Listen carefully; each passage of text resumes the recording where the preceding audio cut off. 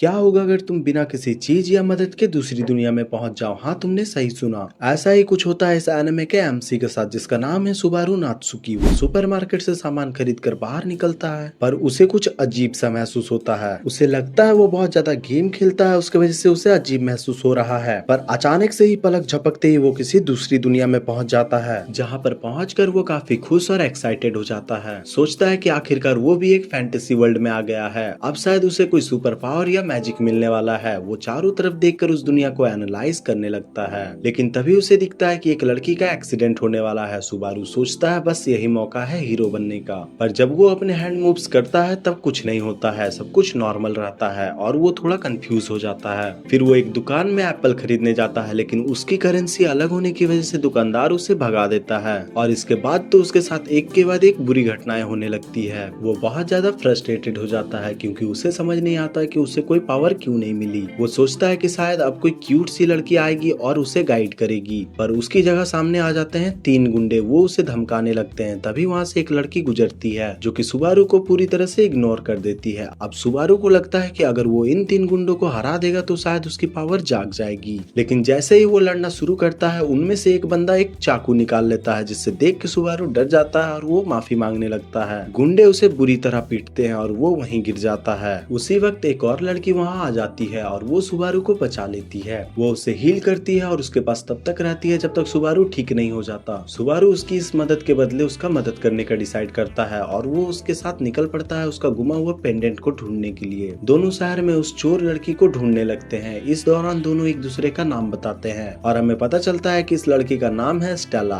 उसके साथ एक स्पिरिट भी रहती है और उसका नाम होता है पक, जो उसका गार्डियन है। वो दोनों उस जगह पहुंचते हैं जहाँ पर एक लड़की ने स्टेला का पेंडेंट चुराया था। वहाँ स्टेला को एक गुम हुई बच्ची मिलती है और वो उसकी माँ को ढूंढने का फैसला करती है, क्योंकि उसका मानना है कि वो अगर किसी की मदद करेगी तो उसके साथ भी अच्छा होगा। आखिरकार स्टेला उस बच्ची की माँ को ढूंढ लेती है। बाद में जब वो दोनों वही एप्पल शॉप पे वापस आते हैं, वो शॉपकीपर उन्हें कुछ बताने से मना कर देता है। वो कहता है जब तक तुम कुछ खरीदोगे नहीं तब तक मैं कुछ नहीं बताऊंगा। लेकिन तभी उन्हें पता चलता है कि शॉपकीपर उसी बच्चा का फादर है जिसकी उन्होंने मदद की थी, इसलिए अब वो उनके सवालों का जवाब देने के लिए तैयार हो जाता है। उन्हें पता चलता है जिसने स्टेला का पेंडेंट चुराया है उसका नाम है फेल्ट और वो स्लम्स में रहती है। अब सुबारू और स्टेला फेल्ट को ढूंढने निकल पड़ते हैं, लेकिन शाम हो जाने की वजह से पक को वापस जाना पड़ता है क्योंकि वो सिर्फ सुबह 9 बजे से शाम 5 बजे तक ही रह सकता है। वो सुबारू से कहता है कि स्टेला का ध्यान रखना। फिर स्टेला अपने मैजिक से आसपास के स्पिरिट से पूछती है। उसके बाद उन्हें रास्ता मिलता है। वो एक आदमी से मिलती है जो उन्हें रोम के घर जाने का रास्ता बताता है। सुबारू स्टेला को बाहर रुकने के लिए कहता है और अंदर चला जाता है, जहाँ उसे एक आदमी की लाश मिलती है।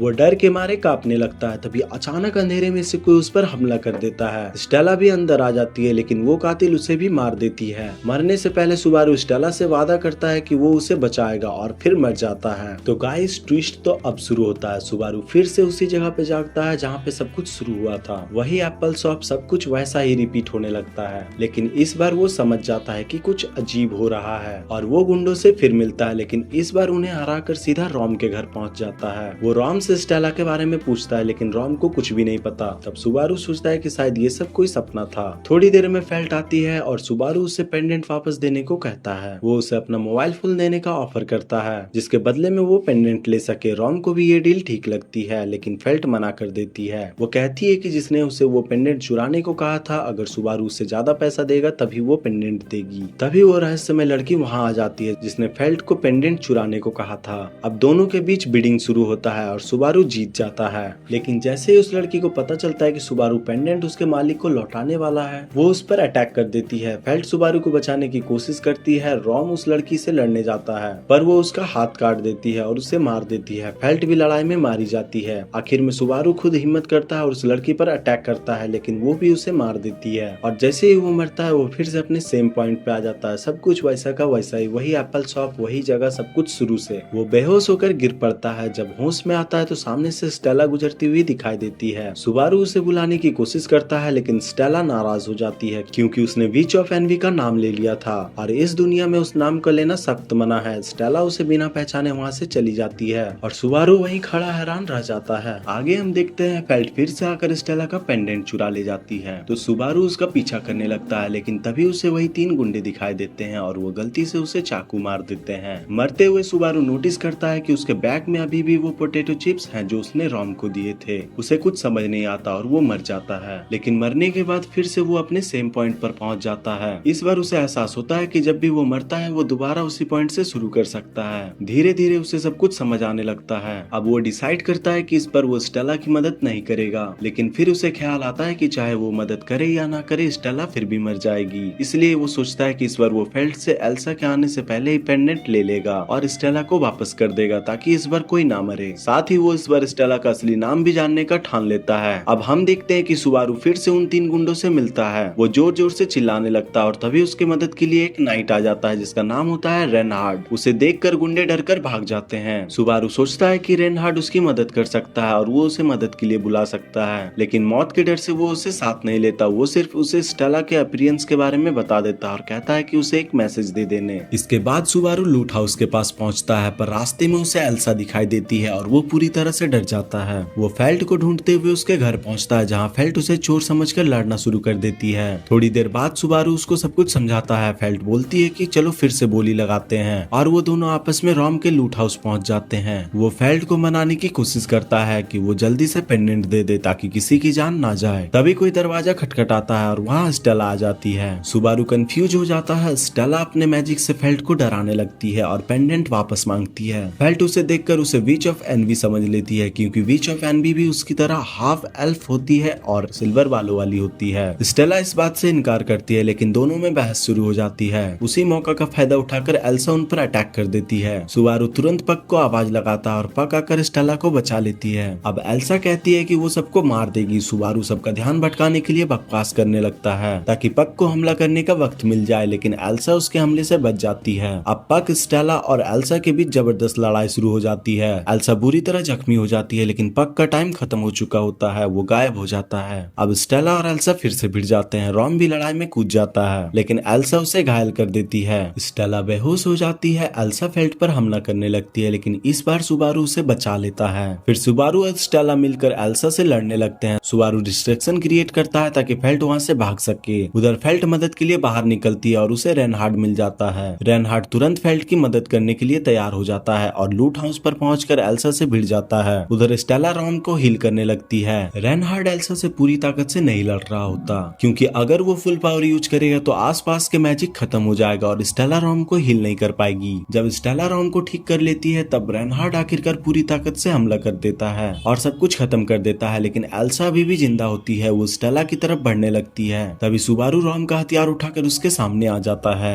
एल्सा अटैक करती है पर उसका निशाना चूक जाता है और वो वहाँ से भाग जाती है। स्टेला सुबारू को उसकी जान बचाने के लिए थैंक कहती है और वादा करती है कि वो उसके लिए कुछ भी करेगी। सुबारू उससे उसकी मदद के बदले में उसका असली नाम पूछता है और वो बताती है एमेलिया। तो गाइस, हम लोग को यहाँ पता चलता है कि स्टेला का असली नाम है एमेलिया। ये सुनकर सुबारू बहुत ज्यादा खुश हो जाता है, लेकिन उसी वक्त हमें पता चलता है कि एल्सा का किया हुआ वार के पेट पर लग चुका है और उससे खून बह रहा होता है। एमेलिया उसे फर्स्ट एड देती है। फेल्ट पेंडेंट एमेलिया को वापस कर देती है, पर तभी रेनहार्ड फेल्ट को पकड़ लेता है और उसे गिरफ्तार कर लेता है। वो एमेलिया से कहता है कि तुम सुबारू को अपने साथ ले जाओ। अगले दिन सुबारू को होश आता है और उसे कुछ समझ नहीं आता कि वो कहाँ है। एमेलिया ने उसके सारे जख्म ठीक कर दिए होते हैं। वो मैंसन के चारों तरफ घूमने लगता है, जहाँ के सारे कमरे एक जैसे लगते हैं। उसे लगता है कि शायद ये किसी गेम की तरह है, जहाँ उसे राइट रूम को फाइंड करना पड़ेगा। वो एक कमरे में जाता है जहाँ उसे एक लड़की मिलती है। वो हमेशा की तरह अपने बकवास शुरू कर देता है, लेकिन लड़की अचानक से झटका दे देती है और उसका माना उसके बॉडी से खींच लेती है, जिससे वो बेहोश हो जाता है। अगले दिन जब वो उठता है तो उसे 2 मेट्स दिखाई देती है। वो उन्हें देखकर बहुत ज्यादा खुश हो जाता है, लेकिन वो दोनों डर जाती है और जाकर एमिलिया से शिकायत कर देती है। अब सुबारू एमिलिया के साथ महल घूमने लगता है और वो बाहर जाकर एक्सरसाइज करना शुरू करता है। वो काफी खुश दिखता है। तभी पक आता है और एमिलिया से कहता है कि वो सुबारू की कोई भी विश पूरी करेगी। सुबारू हंसते हुए कहता है कि वो पक के साथ खेलना चाहता है। पक ये सुनकर खुश हो जाता है और एमिलिया भी मुस्कुराने लगती है।